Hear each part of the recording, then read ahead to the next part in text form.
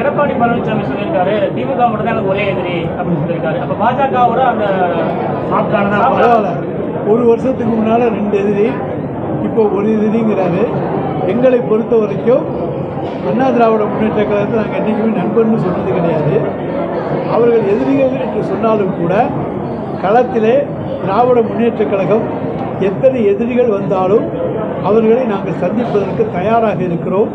அவர்கள் தலைவி சொன்னதைப் போல எங்களுக்கு கண்ணு கெட்டாத தூரத்தில் எந்த விதமான எதிரியும் தென்படவில்லை என்று நாங்கள் சொல்கின்ற அளவுக்கு இல்லை. நிச்சயமாக எதிரிகள் இருக்கிறார்கள். அவர்களை பல மடங்கு வெற்றி பெறக்கூடிய ஆற்றல், தெம்பு, திராணி எங்களுடைய தலைவருக்கு இருக்கிறது.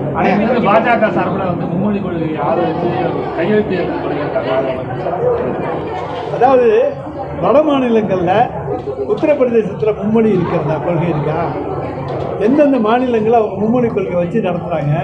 எங்கே தமிழ் அங்கே இருக்கிறதா சொல்லுங்கள். தமிழ் எங்கேயாவது சொல்லிக் கொடுக்குறாங்களா? ஆப்ஷன் தமிழ் வாத்தியார் இருக்காங்களா? தமிழ் ஆப்ஷன் கொடுத்தா? அதனால் மும்மொழி பல மொழிகளை அழித்து இந்தி அங்கே உருவாக்கப்பட்டிருக்கிறது என்பதை எங்களுடைய தலைவர் தளபதி அவர்கள் அறிக்கை வாயிலாக தெளிவுபடுத்தியிருக்கிறார். சிறு சிறு மொழி சிறுபான்மை மக்கள், அதாவது கொஞ்சம் கொஞ்சம் மக்கள் தொகை கொண்ட மக்கள் பேசுகிற பல மொழிகள் அழிக்கப்பட்டு அதன் மூலமாக உருவாக்கப்பட்டது தான் இந்தி மொழியை தவிர இன்றைக்கு இந்தி பேசுகிற மக்கள் இந்தியா பூரா கிடையாது. ஒரு காலத்தில் அதிமுக பாஜகவோட கூட்டணியே இல்லைன்னு சொன்னாங்க நேற்று. அந்த அதாவது மனிதருக்கு நாக்குன்னு ஒன்று இருக்கணும். அவரை பொறுத்த வரைக்கும் சொன்னார். இப்போ கூட ஒரு 2 மாதத்துக்கு முன்னால் கூட எங்களுக்கு பாஜகவுக்கு கூட்டணி இல்லைங்கிறாரு. இப்போ திமுக மட்டும்தான் எதிரிங்கிறாரு. நல்லது. எங்களை பொறுத்த வரைக்கும் நாங்கள் வெற்றி பெறுவதற்கான வழிகளை பார்த்து கொண்டிருக்கின்றோம்.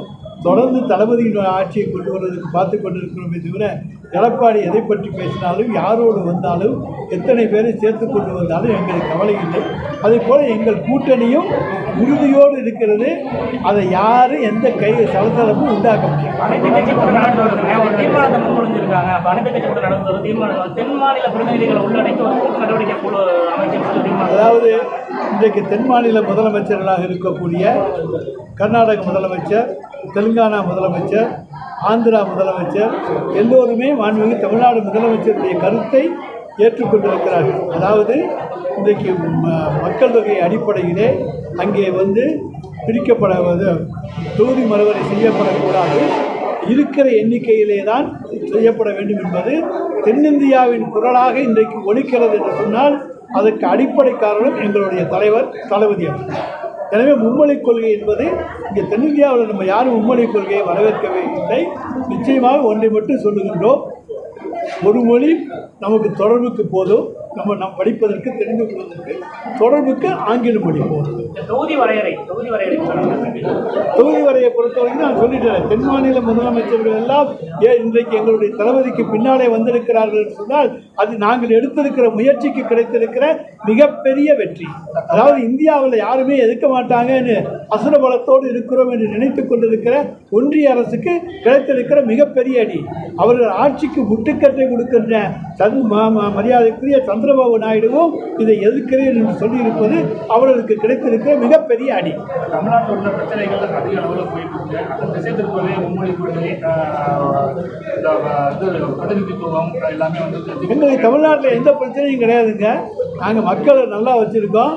நம்ம இன்றைக்கு தமிழ்நாட்டை நோக்கி தொழிற்சாலைகள் வருகின்றன என்று சொன்னால் இங்கே மக்கள் அமைதியாக சகோதரத்துவத்தோடு வாழுகிறார்கள். இங்கே எந்த பிரச்சனையும் கிடையாது. ஒரு சில விஷயங்களை பூதாகரமாக கிளப்பினாலும் உடனே அடக்கக்கூடிய சக்தி எங்கள் முதலமைச்சருக்கு இருக்கிறது. தேமுதிக சார்பில் ராஜ்யசபா அதாவது நாங்கள் உறுதிமொழியை கொடுத்தா நிறைவேற்ற கட்சி, மற்ற கட்சிகள்லாம் உறுதிமொழியை கொடுத்தா நிறைவேற்றுவதாவது நாங்கள் கேரண்டி கொடுக்க முடியாது. எங்களுக்கு தான் நாங்கள் கேரண்டி கொடுக்கணும். அதிருப்தியில் இருக்காங்க, தேமுதிக அதிருப்தியில் இருக்காங்க. திமுக அவங்களை வரவேற்று அது இருக்கக்கூடிய சூழ்நிலையை பொறுத்து பார்ப்போம். நாங்கள் தலைவர் அதெல்லாம் பார்த்துக்கார். கூட்டணியை பற்றி பேசுவதற்கு எனக்கு எந்த விதமான இதுவும் கிடையாது.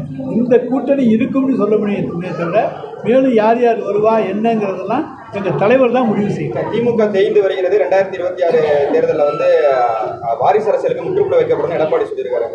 அதாவது தேய்ந்து இருக்கிறோமா வளர்பிறையா என்பது 2026 இன்னும் 1 வருஷம்தான். மக்கள் மன்றத்தை சந்திப்போம். நாங்கள் செய்திருக்கிற மக்களுக்கான நல்ல திட்டங்கள், இந்த ஆட்சி மீது மக்களுக்கு வெறுப்பு இல்லை என்பதை உணர்த்துகின்ற திட்டங்கள். ஆன்டி இன்கம்பன்ஸே கிடையாது, ப்ரோ இன்கம்பன்ஸ் தான். இந்த ஆட்சிக்கு ஆதரவாலை தான் இருக்கிறதே தவிர எதிர்ப்பலை கிடையாது. எதிர்ப்பலை 1-2 இருந்தாலும் அதெல்லாம் ஆளாளுக்கு வச்சுக்கிட்டு போகிற போது எங்களுக்கு அதிகமான வாக்கு வித்தியாசத்திலே தான் நாங்கள் வெற்றி பெற முடியும். 2026 எலெக்ஷன்ல வந்து வலிமையான கூட்டணி வைப்போம் அப்படின்னு சொல்லி தொண்டர்களுக்கு அதிமுக இபிஎஸ் சொல்லிக்கிட்டு இருந்தாரு. இந்நிலைமையில வந்து தமிழக வெற்றி கழகத்தோட கூட்டணிங்கிற ஒரு வதந்தி பரவணுச்சு. இப்ப பிரசாந்த் கிஷோர் வந்து கூட்டணி இல்லைன்னு உடைச்சதுனால பிஜேபியோட கூட்டணி சேர்றதுக்கான முயற்சியில அதிமுக இறங்கி இருக்குன்னு சொல்றாங்க. அது உண்மைதானா சார்? யார் யாரோட சேர்றாங்கிறது அவங்களுடைய கருத்து. எங்களோட சேர்றவங்களை பற்றி தான் நான் சொல்ல முடியும். இவங்க அவங்களோட சேர போகிறாங்களா, அவங்க இவங்களோட சேர போகிறாங்களாங்கிற பற்றியெல்லாம் எங்களுக்கு கவலை இல்லை. நாங்கள் கரெக்டாக இருக்கோம், எங்கள் கூட்டணி கரெக்டாக இருக்குது, நாங்கள் வெற்றி பாதையை நோக்கி போய்கொண்டு இருக்கிறோம். எங்கள் ஆட்சி மீது அதிருப்தி கிடையாது, ஆதரவலை தான் இருக்கிறது. அது வெற்றி பெறும். எல்லா கட்சியுமே மேக்ஸிமம் கலந்துக்கிட்டாங்க. அதிமுக மற்ற கட்சி கலந்துக்கிட்டாங்க. பாஜக, நாம் தமிழர், தமாக மட்டும் புறக்கணிச்சிட்டாங்க. எப்படி பார்க்குறீங்க? அதாவது பாஜகவை பொறுத்த வரைக்கும் அவங்க கொண்டு வர்ற திட்டம், அதனால் அவங்க வந்து மறுவரைகளை வந்து இங்கே குறைச்சா தான் அங்கே வட இந்தியாவில் எண்ணிக்கையை கூட்ட முடியும், 10 மாநிலங்களை வைத்துக்கொண்டு ஆட்சிக்கு வர முடியும் என்று பகல் கனவு கண்டு கொண்டிருக்கிறார்கள். இந்தியா என்பது ஒரு ஜனநாயக நாடு. யாருமே பகல் கனவு கண்டு கொண்டு வந்துவிட முடியாது. அப்படியெல்லாம் விடவும் மாட்டோம். 2026 கல்வி இறக்குமதி செய்யப்படும் அப்படின்னு எதை வேணாலும் அவர் சொல்லுவார். வந்தால் தானே வர அத்தைக்கு மீச கேட்டோம், அப்புறம் பார்த்துக்குவோம். பாதகம் செய்பவரை கண்டால் நாம் பயம் கொள்ளலாகாது பாப்பா. மோதி மிதித்து விடு பாப்பா, அவர் முகத்தில் உமிழ்ந்து விடு பாப்பா.